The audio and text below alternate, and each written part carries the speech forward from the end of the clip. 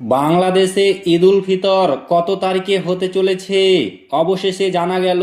তো ফ্রেন্ডস, এই ভিডিওতে আপনাদেরকে বিস্তারিতভাবে জানিয়ে দেব। অবশ্যই ভিডিওটি শেষ পর্যন্ত দেখবেন।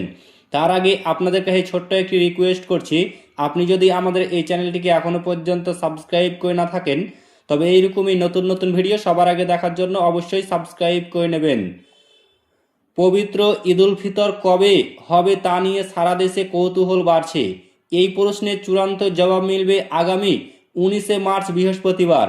সেই দিন সন্ধ্যায় বাইতুল মোকাররম জাতীয় মসজিদে জাতীয় চাঁদ দেখা কমিটির বৈঠক বসবে। ওই বৈঠক থেকে ঈদের চূড়ান্ত তারিখ ঘোষণা করা হবে। আন্তর্জাতিক জ্যোতির্বিজ্ঞানীদের হিসাব বলছে এই বছর রমজান মাস 30 দিনে পূর্ণ হওয়ার সম্ভাবনা প্রবল।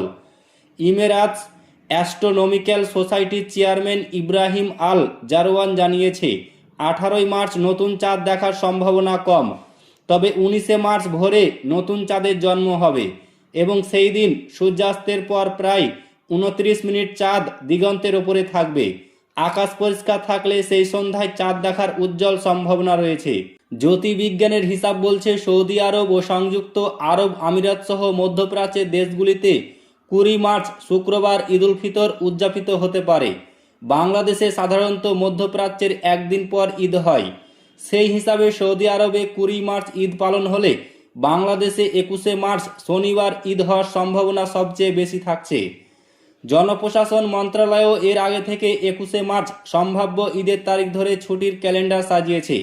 জ্যোতির্বিজ্ঞানীদের নতুন পূর্বাভাস সরকারি পরিকল্পনার সঙ্গে মিলে যাচ্ছে। তবে শরীয়তের বিধান অনুযায়ী শাওয়াল মাসে চাঁদ দেখার উপর ভিত্তি করে চূড়ান্ত সিদ্ধান্ত জানানো হবে। সরকারি ছুটির ক্যালেন্ডার অনুযায়ী 17 থেকে 23শে মার্চ পর্যন্ত সাধারণত ছুটি থাকবে।